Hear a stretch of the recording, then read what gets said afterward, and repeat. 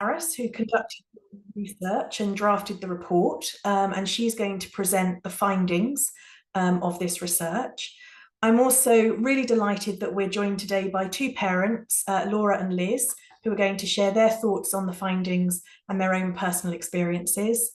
And finally, we're joined by Nikki Pound, Women's Policy Officer at the Trade Union Congress, and she's going to reflect on the findings and offer a view on the implications for government, trade unions and campaigning organisations. There will be some time for questions when we've heard from all of the speakers. Please do enter your questions using the Q&A function on screen, and Judith Dennis, our Head of Policy at Maternity Action, will be monitoring the questions and will put these to our panel members. So I'd now like to hand over to our first speaker, Anna Saros, and she's going to share information about the survey, her analysis of the findings and our conclusions. Thank you. Thank you, Ellie. So I'm going to start by setting out some of the background and the rationale for why we started the survey back in 2022. And then I will move on to some of the key findings for this year, and lastly, our recommendations for change. So if I can have the first slide, please, Lauren.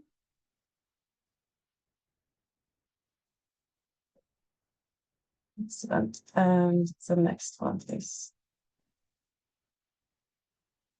So maternity pay in the UK is some of the lowest in the OECD, and statutory maternity leave is up to 52 weeks, but it's a separate entitlement from maternity pay, which is paid to those who qualify for up to 39 weeks. Maternity pay can be statutory maternity pay, SMP, which is 90% of earnings for 6 weeks, followed by a flat rate of 187.18 for 33 weeks. For those who do not qualify for SMP, there is maternity allowance, which is a flat rate of the same flat rate as SMP for the full 39 weeks. And this amounts to 44% of the national living wage for the over 21s, and 35% of UK women's median earnings. This is relevant for most women, given that the number of women who receive any occupational enhancements is only estimated to be about 13% of women in the UK, according to the government's Parental Rights Survey. And also it's worth saying that occupational maternity pay can vary quite widely in how much it actually adds to the statutory pay. Next slide, please. So if we look at this picture, we can see that by comparison, the corresponding figures from 2012, we had 63% of the adult rate minimum wage, as it was called then, and 42% of UK women's median earnings.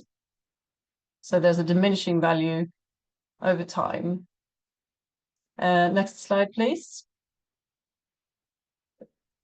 Another issue is that SMP and maternity allowance are treated differently under universal credit rules, whereas both SMP and maternity allowance require women to have worked and have been in employment for a defined period of time, and to have earned a defined amount of money during that time.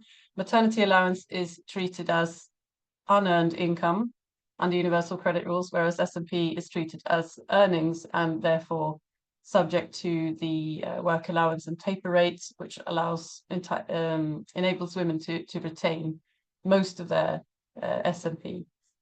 Maternity allowance is a provision for working women who do not qualify for SMP for various reasons. These can be things like self-employment, insecure employment, where they've got varying degrees of, or varying levels of hours, varying levels of earnings in different weeks. So essentially, the unfavorable treatment of women on maternity allowance under these universal credit rules shuts some of the lowest earners out from the very system that has been put in place to support them. And as a result of this anomaly, women on maternity allowance and universal credit can be around £6,000 worse off than their peers on SMP and UC. over the sort of 39 paid weeks of maternity leave. Next slide, please. This table is taken from the report. You'll be able to find it in there with all the references. It summarizes some of the research that links socioeconomic factors with maternal and infant health outcomes, and also child health outcomes, and also health outcomes that follow the person as they grow. So some of these outcomes, as you can see, are very serious. We have infant mortality, stillbirth, maternal mortality, and some of them also impact on the future health and mortality of the children as they grow into adults. All the references are listed in the report, and the ESSA slides will be shared after the webinar. Next slide, please. So if we think about this as an investment in working parents, how much could it cost to address this low maternity pay issue? Our own estimate, which is based on modelling from the Women's Budget Group, which was made using the tax benefit micro-simulation software UK-mod, suggests that the costs associated with uprating S&P, maternity allowance and statutory paternity pay would constitute a very small percentage of expenditure on benefits and tax credits, as well as leading to some increases in tax revenue and also some savings on universal credit, as you can see here. So in this model, a projected uplift to parity with the national living wage in 2029 led to an increase of 1,571 million in public spending on benefits and tax credits for 2029, as well as increased tax revenue and national insurance revenue of 965 million. So that results in a net increase of 605 billion. This is 0.93 of the total for that year. And it also projected a 2.19 million annual saving to the universal credit budget for that year. Next slide, please. So how about the maternity allowance universal credit anomaly? On this model, treating maternity allowance as earned income under universal credit, so the same as S&P, results in a net increase of 0.003 of the expected expenditure on benefits and tax credits for the year. So it's not a big amount. And you can also see the combined impact of this policy with uprating maternity, paternity, and paternity pay. That's maternity allowance and S&P to 50% of the national living wage, which also results in a very small increase. That's 0.046. But you can read a bit more on that in the report. So next slide, please. Shared parental leave is a policy that was introduced in 2015. Some of the intention behind it was to address the gender imbalances in the workplace and also in the wider society in terms of caregiving. So it's paid at the same flat rate as S&P and MA.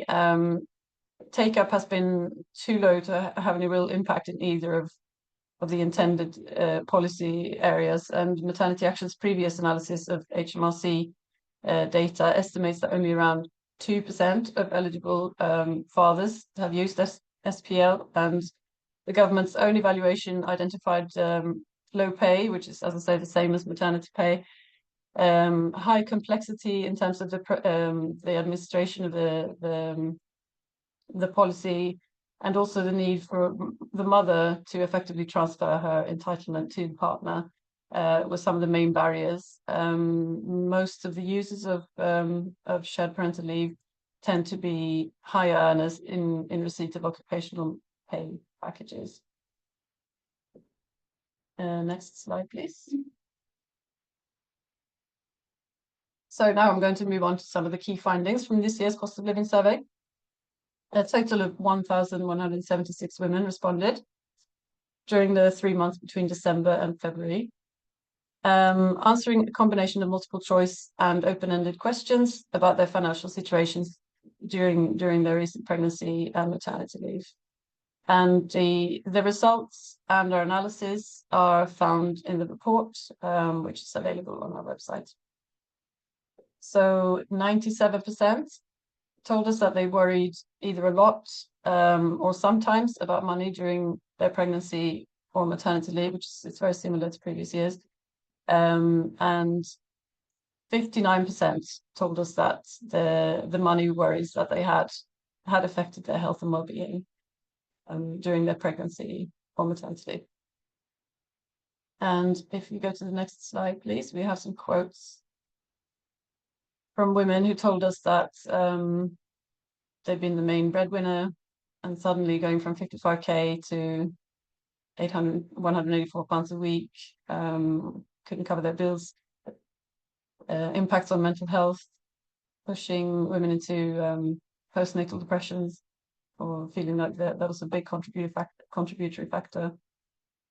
And even one woman said that she was feeling suicidal at times because of the mental toll. Next slide, please. So women told us about some of the changes they had made in terms of lifestyle in order to kind of save money on food and fuel. So half of all respondents bought less healthy food. 38% were eating less, sometimes skipping meals entirely. Many women said that they were prioritizing children in the family and going without, as well as their partners doing the same thing. And 9% had access to food bank, a community pantry, or a similar charity providing food parcels. 57% had reduced the number of hours that they had the heating on, and 39% were restricting the use of things like tumble dryers, washing machines. Although many women also told us that they wanted to do this, but it wasn't possible because of the needs of their children for clean clothes, a warm house. So it wasn't always possible to do this. And nearly half were using their car less, even restricting visits with family because of the cost of fuel. Next slide, please. So women told us about their attempts to increase their income, very often during the pregnancy in anticipation of this period of very low income. 16% worked extra hours or took on additional jobs during the pregnancy, sometimes even against medical advice. 57 cut their maternity leave short and returned to work earlier than they would have wanted to for financial reasons. And 55% relied on loans or credits, with 47% owing more than £2,000. So there's a quote from a woman here who says that her mental health was affected by worrying about money. And we also had women who told us that we haven't had the heating on, their children have cried in the morning because the house is so cold, and about the feelings of guilt not being able to provide their children with a warm home. Next slide, please. So some of the impacts of both these lifestyle changes and the low income included poor diets, so not being able to afford fruit and vegetables, even for the children in the family. Stress on the body and the mental health from working extra hours during their pregnancy, and from returning from maternity leave before they were ready to do so. For example, after a C-section. Emotional stress of financial struggles, feelings of failure and guilt at not being able to provide healthy food, a warm home, social activities. Social isolation was a very big theme across the qualitative findings, having no money for outings or even bus fare in some cases, and in combination with having potentially a partner who had to work extra hours, who wasn't able to take any time off when the baby was born. So many new mums with partners had been the higher earner previously, and they felt that they had lost some of their financial independence. A significant number of women also told us that they didn't actually have access to their partner's income or their partner's savings, so they had to make do in their own with their own savings, or take loans, or even some of them said that they would borrow from their partner in order to get by during maternity leave. So it was clear that the expenses during the maternity leave was seen as their costs or their expenses rather than the family's expenses. 69% said that the financial situation had caused stress and tension between them and their partner, and with, as I said earlier, 18% not being able to afford to take any leave in terms of supporting the new mom. Many women were parenting alone from the very beginning. Next slide, please.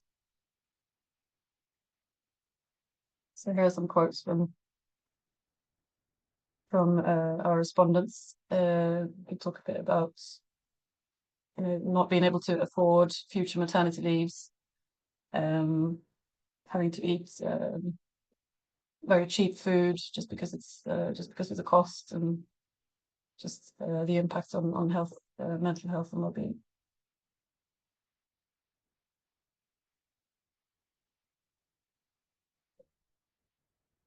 So our recommendations, by 2029, to increase statutory maternity pay, maternity allowance, and shared parental pay and paternity pay to be at least level with the national living wage.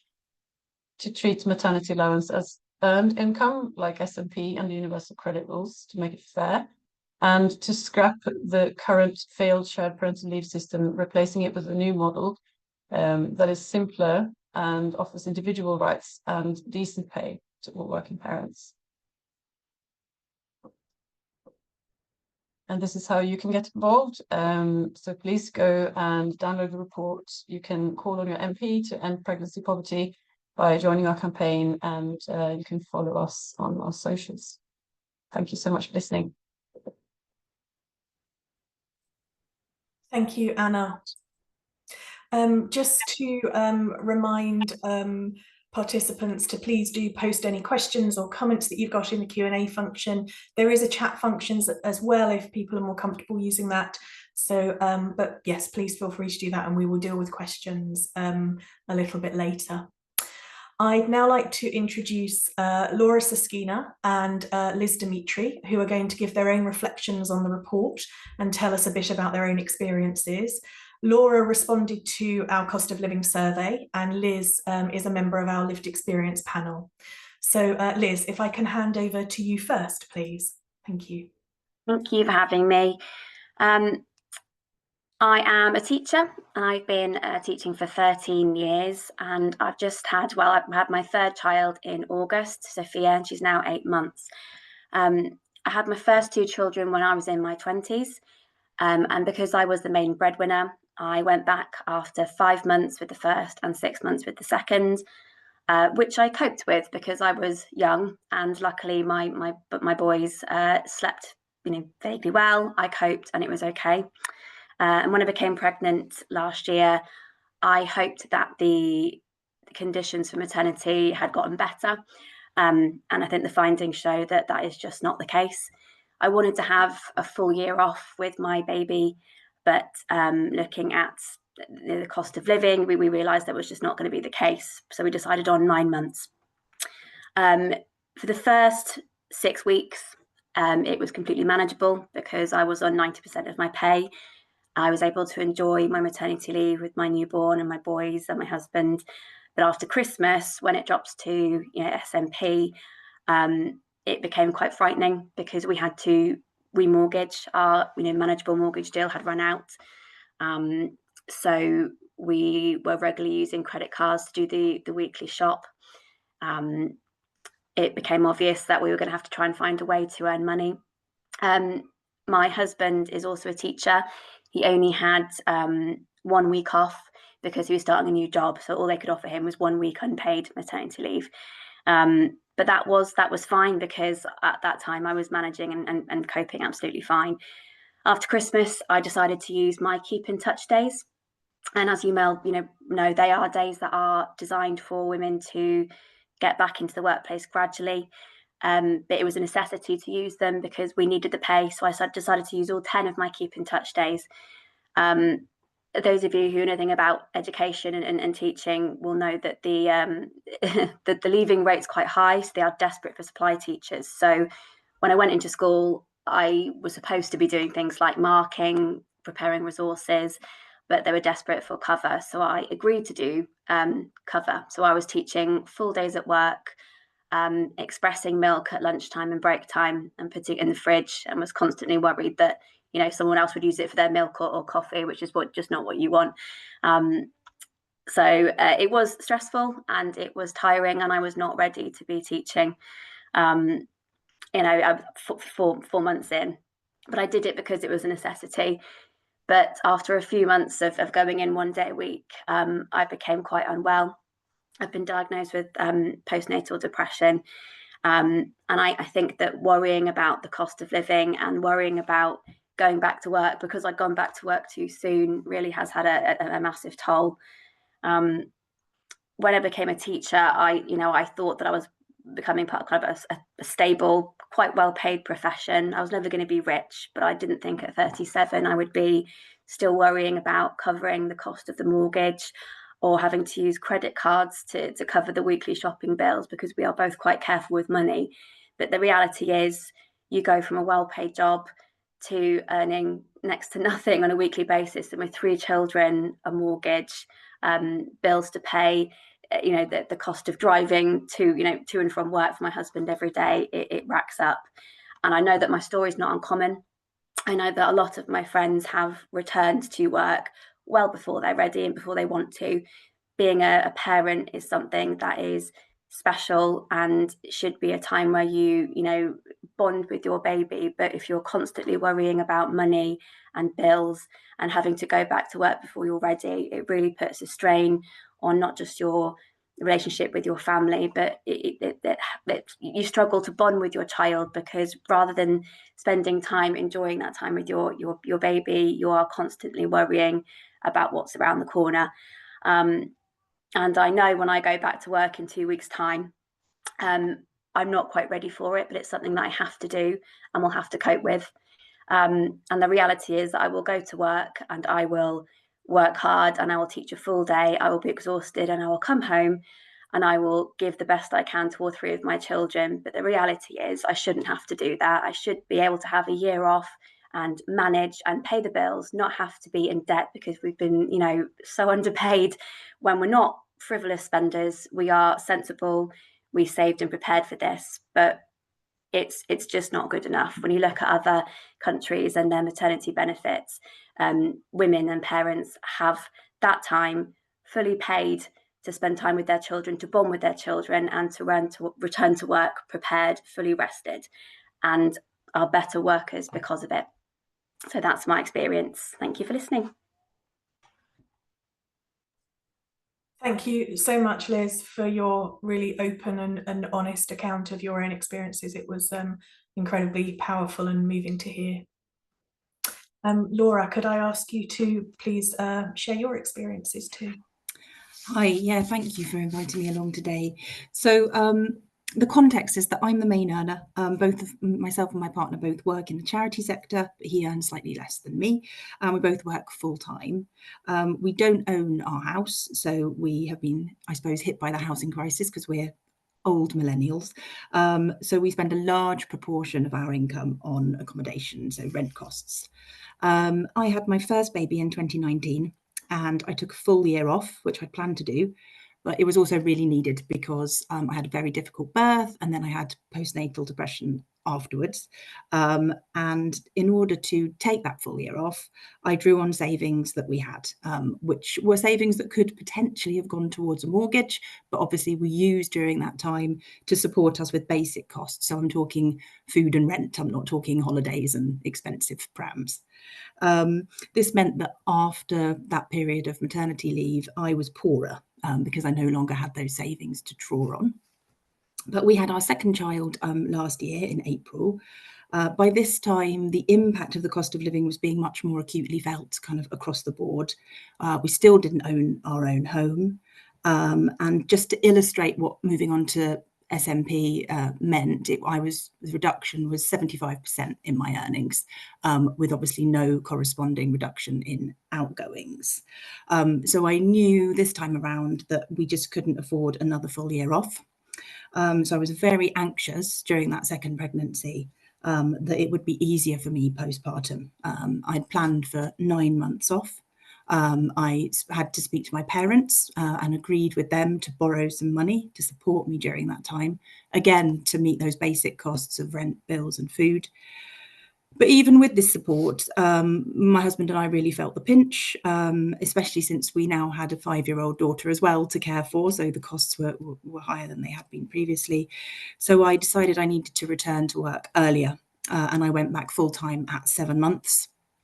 Like the previous speaker, I probably emotionally wasn't ready. It had been a much easier birth and postpartum period, but I was still breastfeeding, and I was not emotionally ready to leave my baby at that point. In terms of the impact on me that this had, I've had anxiety through both pregnancies over money, more so in the second pregnancy, which did affect my well-being during pregnancy and early babyhood with my baby. There's also a huge level of shame and humiliation for women like me, where you're not able to afford this. You know, as the previous speaker was saying, my job's quite good, I get paid okay, but suddenly I'm in a position of poverty, and it's really hard to have that conversation, and it's hard to, you know, be borrowing money from your parents when you're in your late 30s is not a position that any of us should really be in. And also there's a lasting financial impact. As I mentioned, money that I had to spend meeting basic costs could have gone towards our future, could have gone towards a house, but instead it's gone towards that. So I know that I'm really kind of the tip of the iceberg on this, because I have been fairly privileged. I've been able to draw on savings, I've been able to draw on family. But since I've been sort of thinking and talking about this, I've met lots of other people, just friends and friends of friends, who have had to use credit cards and loans, have got into quite serious debt during the maternity period. People who've stayed in negative relationships, which is really destructive because they can't afford to leave their partner. I know lots of women similarly affected by the housing crisis, you know, this is reflected in your report, who are living in unstable accommodation, so they can't afford to have children, they haven't got that, and it's becoming really more of a privilege than a right at the moment. I've also known lots of friends who who've had to skimp on food, who haven't been able to buy fresh fruit and vegetables, for example, during the maternity period. My previous role, I worked for a charity in South London that provided mental health support to people during the perinatal period. And a significant proportion of the women who came into that cited poverty as a factor in their poor mental health, and also talked a lot about the impact that was having on themselves and their children. Like the previous speaker, I really do not think this is good enough, and this is not something that we should accept. I think it's based on an outdated model in which it was possible to live on one person's earnings, and that's no longer the case. Particularly in London, that earner has to be at least earning 6 figures for it to work, and we know that not the average wage is £37,000 a year. So to me, I'm quite angry. It feels as if the social contract has been broken. I've paid into the system like the previous speaker. I've worked for years and years, been paying my taxes, will continue to do that.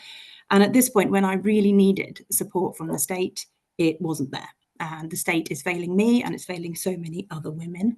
And at this point in government, people are talking about making work pay and closing the gender pay gap. And I feel like if they're really serious about this, they need to put their money where their mouth is, and increasing statutory maternity pay is kind of essential. Thank you. Thank you very much, Laura, and also Liz. Unfortunately, the findings of our survey are all too familiar. And the fact is that surviving on maternity pay is incredibly difficult, and pregnant women and new mothers are having to make really difficult decisions, including genuine choices, as we've heard, between eating and heating, and they're frequently having to return to work much earlier than planned. What we've heard from both Liz and Laura has, I think, really brought to life the hugely significant impact that this all has on the health of women and their babies. It's our view at Maternity Action that the difficulties that pregnant women and new mothers experience is largely down to the dwindling value of maternity pay, both in terms of average salaries and the national living wage. As Anna said earlier, we're calling on the government to raise levels of pay to close this gap, and the report includes some modelling on the costs of this. We believe this is an investment that will help the government to meet its missions to make work pay, as Laura was just saying, to support working families and to reduce child poverty. And the government has also promised to address health inequalities and close the gender pay gap. And we intend to use this research report to show policymakers that raising the levels of maternity pay and wider reform of the system of leave and pay will help with achieving those aims. I'd now like to introduce our final speaker, Nikki Pound, who has been asked to reflect upon the research findings and offer her thoughts from a trade union perspective on the challenges for government in particular. Thanks, Nikki. Hi, thank you so much for the research, and thank you so much to Liz and Laura for sharing your testimonies and your experiences. I think it's so easy sometimes to just see numbers and stats, and actually it's really, really important to hear like the actual reality of what these numbers mean for people's lives. So thank you so much, and again thank you to Maternity Action for continuing to run this survey every year and to highlight these issues because it is so important. We completely agree at the TUC that we need to see increases to the rates of statutory pay for the various forms of parental leave, maternity leave obviously, but also paternity and shared parental leave, an overhaul of the shared parental leave system, and addressing the issues with maternity allowance, as Anna highlighted in her presentation. It cannot be like this, just cannot be right that this is the situation families find themselves in at this crucial period. As Anna said in her presentation, the statutory rates, on any metric, whether you compare it to the minimum wage, the living wage, average weekly earnings, like whatever metric you use, it is not enough to meet people's basic needs. It is as simple as that. That is the fact.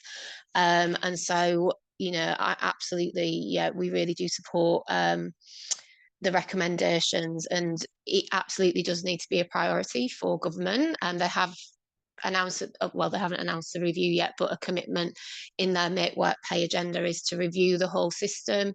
And I know us and many other stakeholders are pushing for the scope of that to be as broad as possible in terms of the way that leave is taken and interacts, but also fundamentally, if we do not address the issues around pay, then the system will not work. So we continue to support calls for that as well. I think for me, some of the findings that stood out, they all did. And again, as Ali said, these are all too familiar. I feel like there's just so much evidence out there. It's incredibly frustrating to have not seen the change that we need. So I really do hope that, we are getting to a place where we are going to see that. But for me, I think particularly the findings around debt, I think were really not surprising, but again, really stood out. The findings around the sacrifices that women are making in terms of their own health, skipping meals, eating less, at a time when good nutrition is so important. Obviously it's important, throughout your life, but there cannot be a more crucial period when you need to look after yourself. And just for people to be in that position is just, it's shocking. And families having to go without heating and the basics, the inability of fathers and partners to take the leave that they are entitled to because of finances, and that reflects the TUC's own research, where we found half of families struggle when dads and partners take paternity leave, and similarly to the survey findings, about 1 in 5 don't take any leave at all.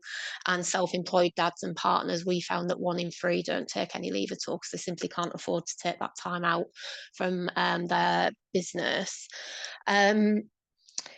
And then the negative impacts of women losing or having their financial independence diminished, which, as well as what that does to you as, you know, in terms of, I guess, how you feel about yourself and your role in the family, but also, and I think as Laura said, like, we know that financial independence is actually really important for women in terms of their, not just their own empowerment, if you will, but also like in terms of safety and security. And actually some people are not able to leave situations that they need to leave when they don't have financial independence.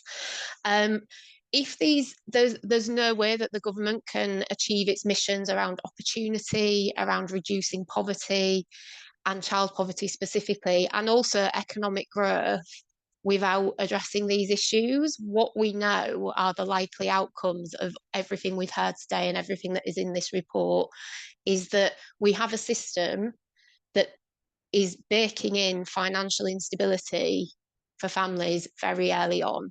And it is hard to get out of that. You know, the findings found about the debt, the impacts of that, you know, testimony from our panelists about then having to kind of manage that even once you return to work.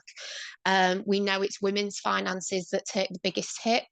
And this has long-term effects on how they are able to engage in the labour market, how fathers and partners are able to engage in caregiving. And this all culminates and compounds into things like the gender pay gap and the gender pensions gap as well, which again, we don't maybe talk about that as much, but the gender pensions gap is about 38%. So it means that women by retirement age are often about £7,000 a year worse off than their sort of male comparator.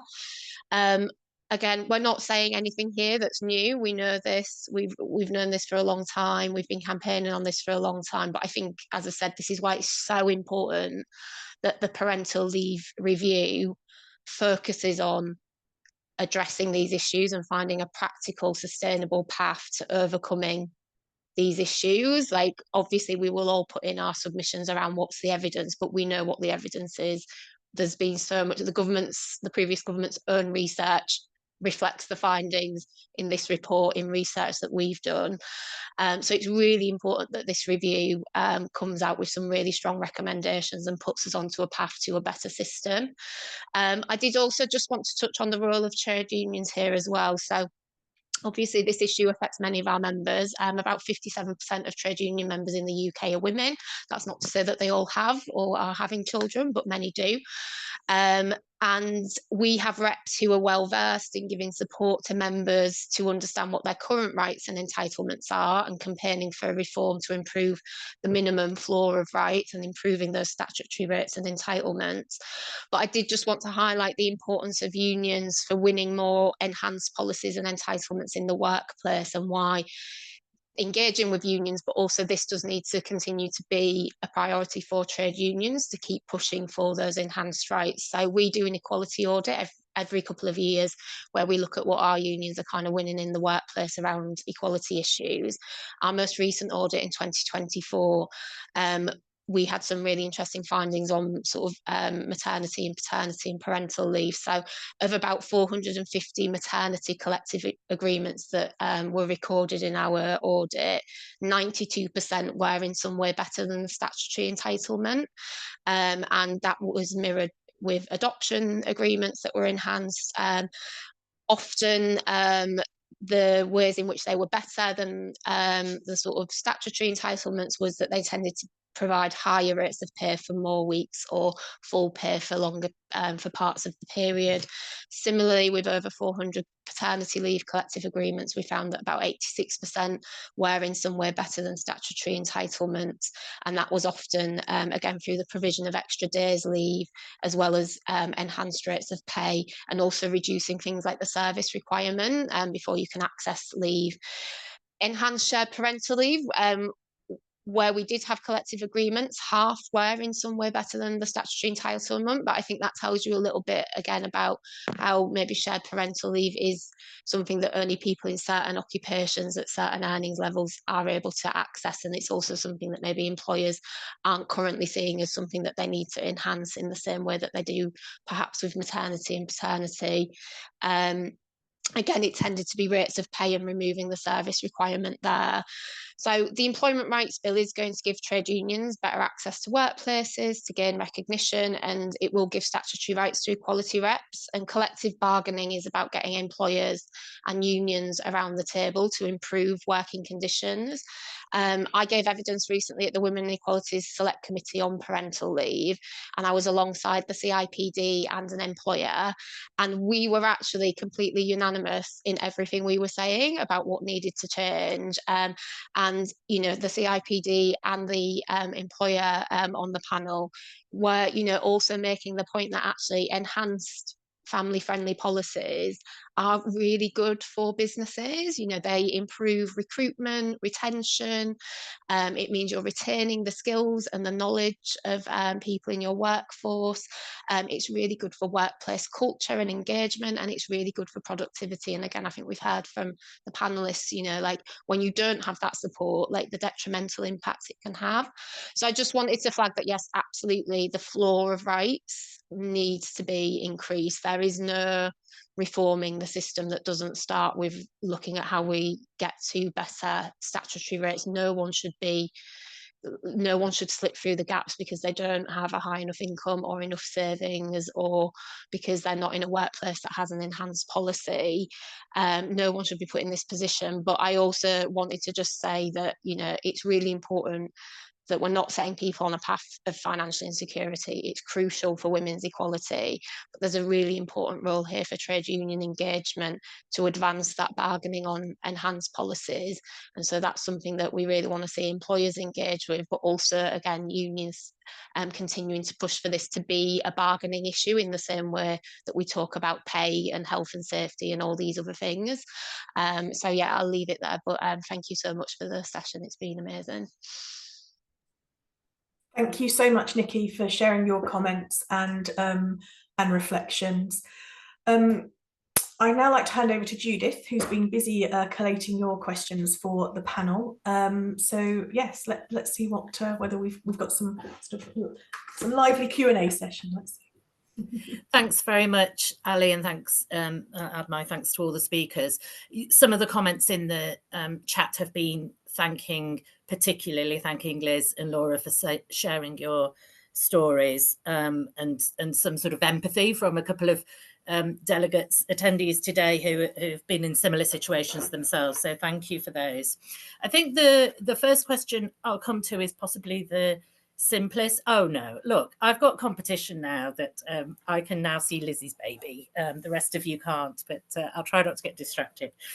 Our first question, I'm not taking them in order that they've been posted, but I'm going to take one that's a factual one, and this is for Anna, who has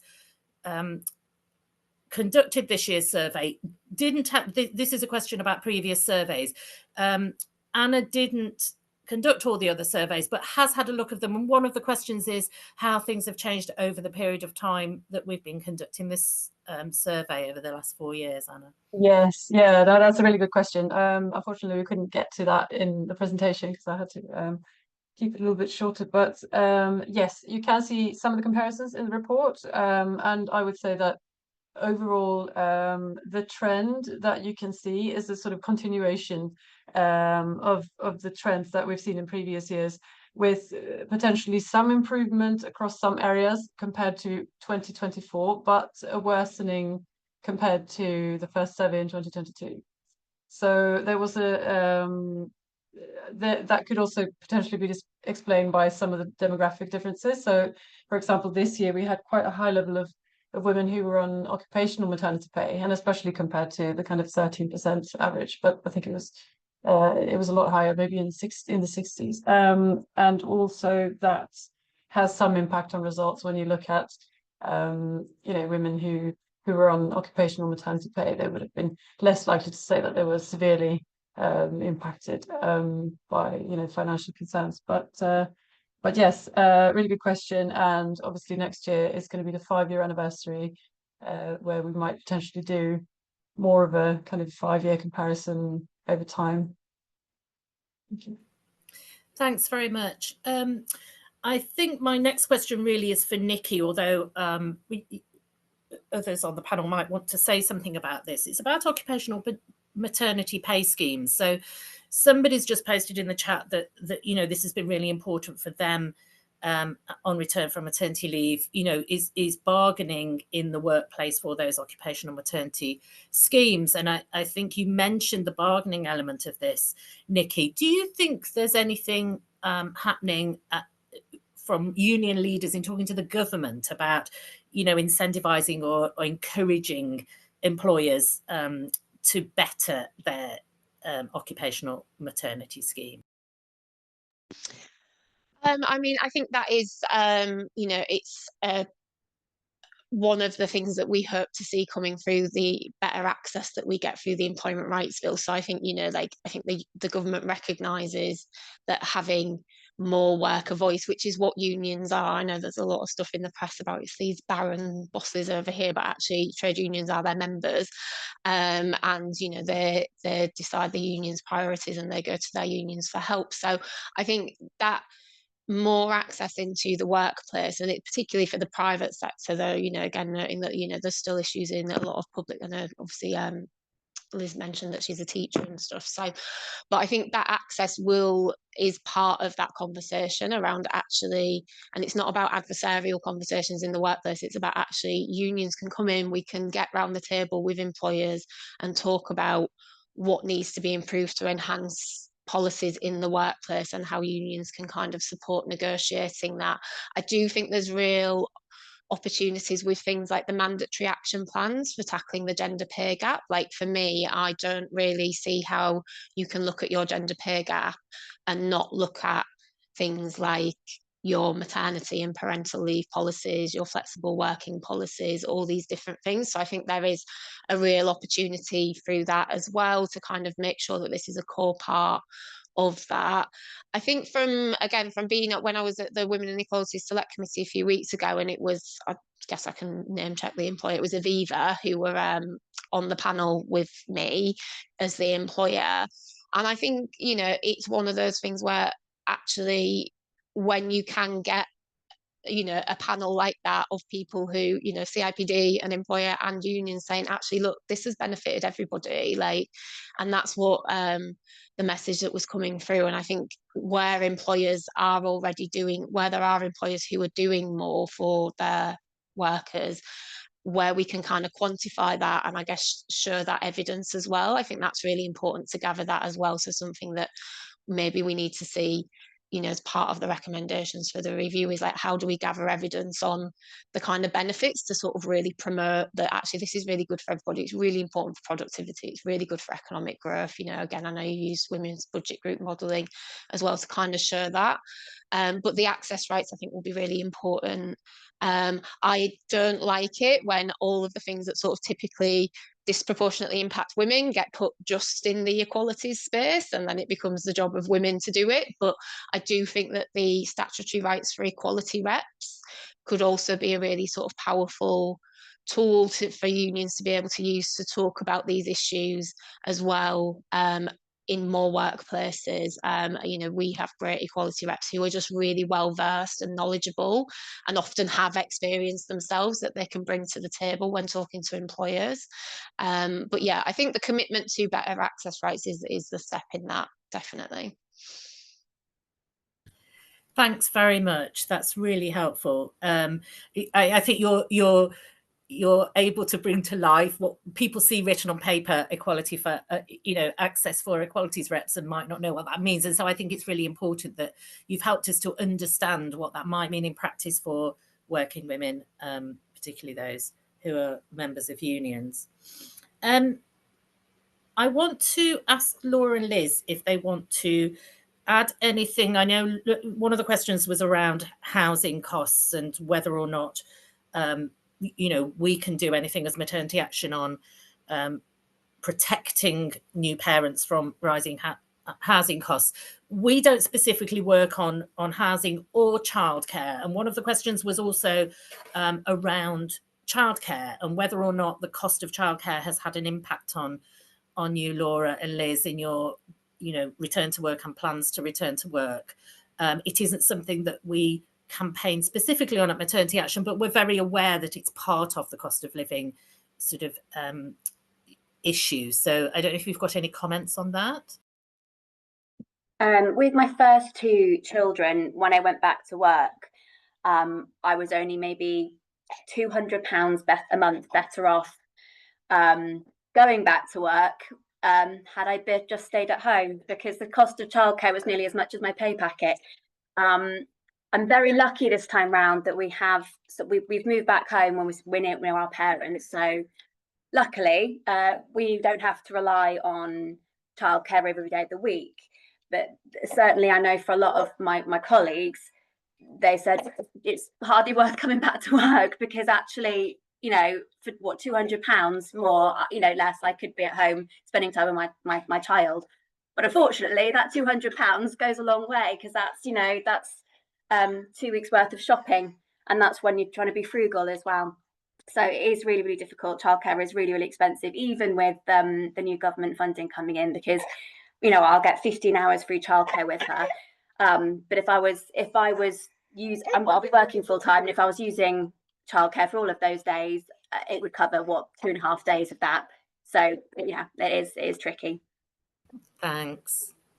Yeah, could I also just add a quick thought, sorry, sneakily, Sure, on the previous absolutely. point about the occupational maternity pay, because that was actually me that asked that question, because I have I'm a director of a charity, and I've introduced enhanced maternity pay in 2 roles now, but I've always found it quite hard to make the case. And I think if there was just some, I know, and this is small organisations I'm talking about, obviously Aviva have got a lot more capacity than we have, but there's something about what you were saying about just the visibility, some campaigning work possibly, to make sure that there's that visibility of this being a reality, because some small organisations just won't think of this until they get someone who's kind of advocating within the workforce.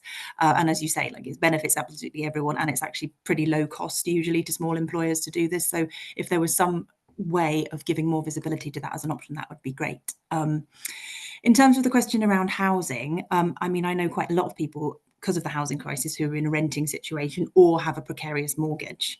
And if there was, I mean, it's so hard to know how you could ever think of a practical solution to this, but if there was some way of kind of encouraging some protection for people during that period from mortgage providers or landlords, you know, there's increased vulnerability at that point in all sorts of ways.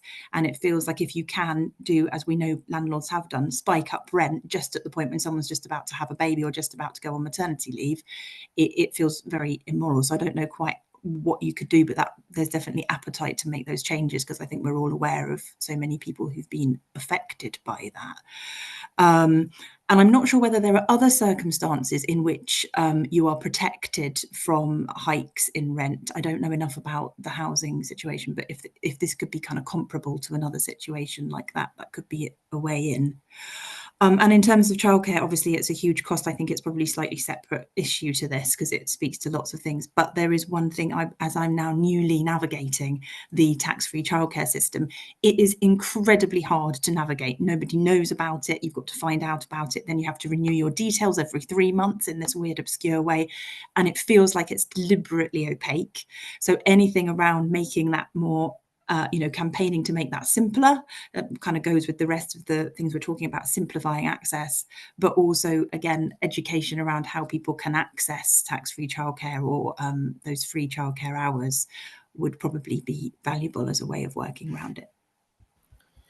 Thank you. And I actually think that although we don't lead on this, we do have connections with those organisations and alliances working on that. And I think, you know, we'll make sure they understand, I'm sure they do, the sort of complexity issues that can really be a barrier, as you say. And I don't know if other panelists want to comment, but certainly on occupational maternity pay, one of the things that became apparent to me in looking at the findings of our research, and I'm sure this is similar to you, Nikki, in your equalities audit, is it really varies. So for some people in our survey, you know, having an occupational scheme did mean they got 2 weeks extra at full pay, and everything's welcome. But they really vary. And I think maybe the government could have a role in shining a bit of a light on the different areas in which they vary, because some it will give support for longer, some will give more support for a shorter time, etc. And I really would urge everybody to be responding and putting any thoughts they have into the shared parental leave review when it comes around, because those sorts of, I mean, the personal experiences of this, not just of what shared parental leave has done, but just generally leave, occupational maternity and paternity schemes. It's all up for sort of being considered really by the government on this. I don't know if you want to add anything, Nikki, or the panelists. No, completely agree. I think individuals as well as organisations responding can be really helpful. I remember when there was a big consultation out on flexible working a few years ago, and we worked with organisations to get parents to respond to that as individuals as well. And I'm not sure the government at the time were appreciative of the 7,000 responses, but it was, really helpful, and it's a really great report to draw on when we brought all that together. So I really would encourage that, and I think MPs and stuff do, like they're there to serve their constituents. So I think it is really important to do that, as well as having the kind of policy wonks like me putting stuff in as well. Just on the childcare stuff. So yeah, I mean, absolutely. We sit in the TUC sits on the Early Education and Childcare Coalition as well, which campaigns specifically on reform of the early education sector. And absolutely, the complexity of that system is completely it's just, I mean, it's mind-blowing to me as a policy area, that and shared parental leave, and that is another thing. I think, as you say, the complexity to get your head around it. But again, it just feels like, why are we making parents, particularly mothers' lives, more difficult with these really complex systems at a time when that is not the thing that you want to be focusing on, and you've got so much other stuff going on that you have to navigate these things, and it is a real barrier for people, I think, as well. We definitely find through our reps as well, like around shared parental leave, that sometimes it's not always that employers are, fair enough, they may not offer enhanced policies, but sometimes, especially if you've got parents obviously in two different workplaces, like sometimes employers don't know themselves who's entitled to what. And again, that's, it's great if there's a union in there who can support and say, well, actually, this is this, but actually it's such a complex system as well for everyone involved. So I think that sort of simplicity and streamlining of it, and just making it clear, and there are lots of international examples of much simpler, clearer, better enumerated systems out there. So I don't feel like there's no excuse really. Thanks. I'm going to come back to that international aspect in a second. We've had a specific question about neonatal leave, which has just been introduced as of last month, and the question being sort of, are we thinking that this is something that's also going to be in need of monitoring, because pay again is part of that issue? And I would say absolutely, where it's another complex scheme. I mean, our lawyers here at Maternity Action are really, really experienced employment lawyers and experts in maternity pay and all the policies related to that, and they're sort of, knowing that they know the basics and know what's been published, but know that they're going to get queries that are related to the complexity of this. And so I think it is another one of those in the mix. And I also think that will be relevant to the shared parental leave review, because it's about all leave that's available to parents. And so I think, any voices that can support that will be useful and helpful, as Nikki said. Anna, you haven't put this in the report, but I know that you've done a little bit of work looking at comparisons in different countries. Somebody's asked, are there countries particularly that we can look to that have good schemes? I know it's putting you on the spot because your head's been full of this for weeks and months, but is there anything that strikes you as being a good model to look at?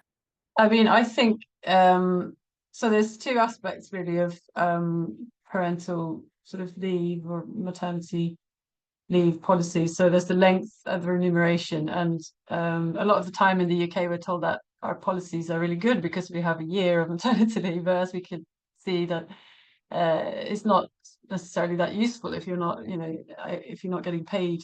And the OECD, there is a lot of analysis on this which takes both of those kind of aspects into account, and the UK is very, very, very low sort of shared bottom with the US on that, in that league. So I mean, we have places like Germany, Sweden, the usual suspects. There is a tendency across Europe to pay at least the minimum wage, and a lot of the time it's something like 90% of previous average pay, subject to some upper ceiling usually. The ILO convention advises that maternity pay should be at least 66% of previous earnings. So I think it's we in almost any kind of measure we're doing quite badly in the UK, and I think that it's interesting to see that some quite low income countries that you wouldn't think of as, you know, the usual kind of models when it comes to social policy or welfare, like I don't know, Bulgaria and Estonia have quite good remuneration for new mums. So yeah, no, it's a very interesting question, but I think unfortunately the UK is comparing quite poorly in regard to internationally speaking in almost any measure. We've been working over the years with an organisation that has looked at this a little bit in some research, Make Mothers Matter. So that's worth having a look at, because they've looked at the level of pay amongst other parental support policies. So do have a look at their website, because they've got some findings. Some are comparative and some are sort of general, looking across different European nations. Of course, it's always hard to compare, because our social welfare systems and, you know, the cost of childcare can be different, and so it's often not comparing like with like. Also, earlier in the year, the Women and Equalities Committee in Parliament did an inquiry on shared parental leave, but was specifically asking for any international comparisons, and some academics that have looked at this had responded to that. So that's also worth looking at. We gave evidence to that, but you know, others who'd got better overviews of different systems contributed. I think we'll make this the final question, and potentially we might return to Nikki, but I'm also going to ask my colleague Rhian, who does our political engagement here at Maternity Action. One of the first questions we got, actually, but I thought I'd leave it till the end, is there any hope that things are going to change? So I'd ask Rhian to put her optimistic hat on, to talk about what we're doing to try and affect change, particularly politically. Obviously, part of the work that we do here at Maternity Action is trying to get change, and we have to have hope, otherwise we wouldn't be here. But yes, I'll ask Rhian first, and then if Nikki or any of the other panelists have anything to say on that, then I'll bring them in. Yeah, so as campaigners, we have to have hope, and it will be a continuing part of our mission that we continue to campaign on the maternity pay issue, as well as around the employment rights that we also do work on. I think there has been some hope in that. I know the DWP have had conversations with us, with Judith and other colleagues, about the maternity allowance issue. There is some awareness among ministers and among officials that, you know, this is something that needs addressing. So I think, you know, we're very glad that, you know, at least the listening is going on. I think we're a bit more disappointed that maternity pay hasn't been higher on the priorities of parliamentarians. And so, of course, there are issues out there around disability benefits that, you know, and the child benefit limit that are really, really important, and, you know, are really getting attention. But I guess we would like them to start speaking out and looking more at maternity pay. I think at the moment a lot of eyes are on paternity pay, and it's great that there's growing awareness of that. But of course, you know, this is an issue, and the issue of pregnancy poverty really particularly affects women. And it's a bit of a shame that a continuing issue for women is something that doesn't get news, because the poverty is not news. Judith has just written a blog on that. And so I think there is work for us to keep